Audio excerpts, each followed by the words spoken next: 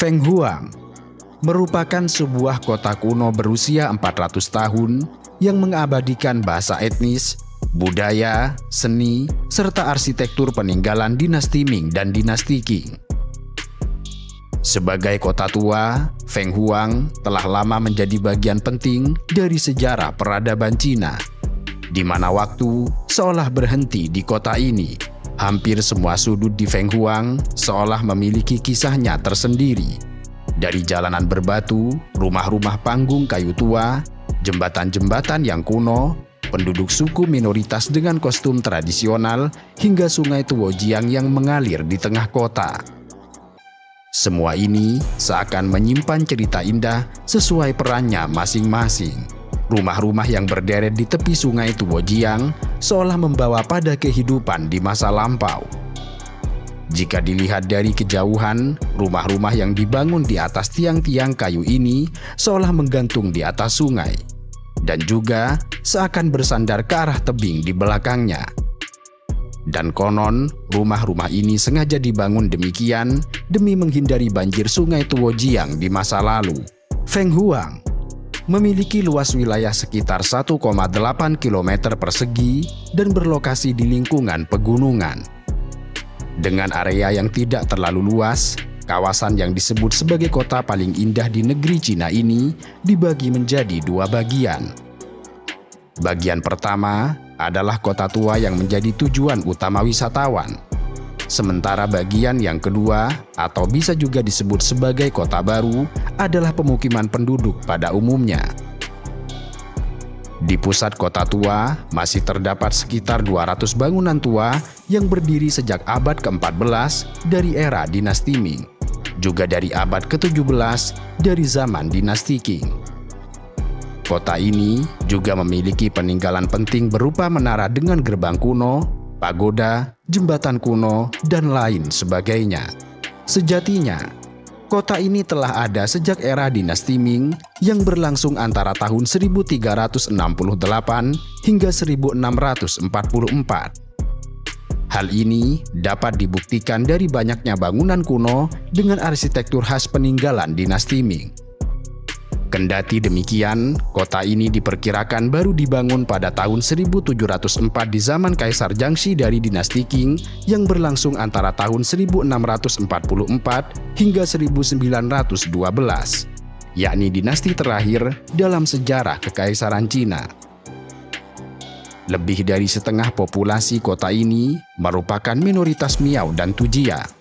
Sebab dulunya, Fenghuang menjadi pusat pemberontakan etnis Miao yang gagal pada tahun 1854 hingga 1873, yang menciptakan diaspora etnis Miao di Asia Tenggara selama 2 abad terakhir. Salah satu bagian paling menarik dari Fenghuang adalah sungai Tuojiang yang mengalir di tengah kota dan membuat kota ini tampak sangat menawan. Seperti sungai-sungai pada umumnya yang terdapat di negeri Cina, Tuojiang banyak memberi manfaat kehidupan bagi penduduk desa. Salah satu aktivitas yang tampak mengagumkan di sungai ini adalah menyusuri sungai di atas perahu tradisional, di mana dari perahu-perahu tersebut, bangunan-bangunan tradisional yang berdiri di tepi sungai dapat terekspos dengan menawan. Bagi penduduk, Tuojiang seolah memberikan kekuatan hidup, karena selama berabad-abad, di sungai ini, penduduk mencuci pakaian dan memancing ikan. Sementara di tepi sungai, mereka menyiapkan makanan untuk disantap bersama keluarga. Demikian mereka melakukannya hingga hari ini, persis seperti yang mereka lakukan sejak ratusan tahun yang lalu. Itulah sebabnya adalah benar jika dikatakan bahwa waktu seolah membeku di kota ini. Tidak hanya itu, sebagai kota yang berdiri di tepi sungai, Fenghuang juga dihiasi dengan beberapa jembatan dengan gaya konstruksi yang berbeda.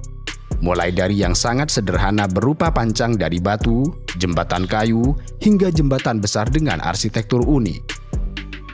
Salah satu jembatan yang paling menonjol di kota ini adalah Jembatan Pelangi yang menjadi simbol kota Fenghuang, dan sekaligus merupakan khas dari arsitektur bergaya Miao yang dibangun pada era dinasti Ming.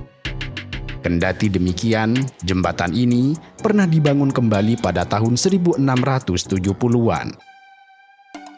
Hanya saja, dari semua jembatan yang terdapat di kota ini, jembatan Batu Loncatan adalah jembatan yang paling unik dengan filosofi yang mengagumkan. Jembatan ini berbentuk deretan batu pancang sehingga dijuluki sebagai jembatan Batu Loncatan. Jembatan ini seolah mengajarkan tentang prinsip-prinsip penting kehidupan seperti kesabaran, kerjasama, strategi, dan lain sebagainya. Sebab untuk menyeberangi jembatan ini dengan sukses di atas pancang sempit, dibutuhkan sikap saling mengerti antar penyeberang yang lain. Mereka harus menyeberang dengan bergantian serta saling bantu agar tidak jatuh ke dalam sungai. Daya tarik lain dari kota Fenghuang adalah pakaian tradisional suku Miao. Para wanita Miao terkenal dengan busana mereka yang penuh dengan warna, dihiasi dengan bordir rumit dan perhiasan perak yang indah. Setiap pakaian memiliki makna simbolis yang mencerminkan status sosial, umur, dan bahkan kisah hidup pemakainya. Pada festival-festival besar seperti Festival Tahunan Baru Miao, kota ini dipenuhi dengan suasana musik tradisional, tarian rakyat, dan pawai besar yang merayakan warisan budaya mereka. Selain pakaian, suku Miao juga terkenal dengan seni sulaman dan perak ukir yang telah diwariskan dari generasi ke generasi. Kerajinan tangan ini tidak hanya menjadi bagian dari kehidupan sehari-hari, tetapi juga merupakan sumber mata pencaharian bagi banyak keluarga di Fenghuang. Para pengrajin lokal masih menggunakan teknik tradisional untuk membuat aksesori perak yang sering dijadikan oleh-oleh bagi wisatawan yang datang ke tempat ini. Demikianlah kota Fenghuang, salah satu kota tua yang kian populer dan selalu berada pada deretan atas kota-kota tua yang paling terkenal di negeri Cina. Sejak tanggal 28 Maret tahun 2008, kota ini telah dimasukkan sebagai kandidat situs warisan dunia UNESCO. Dan hebatnya, Fenghuang adalah kota yang tidak pernah menderita kehancuran perang atau bencana alam selama ratusan tahun. Sehingga peninggalan-peninggalan di kota ini masih terpelihara dengan baik.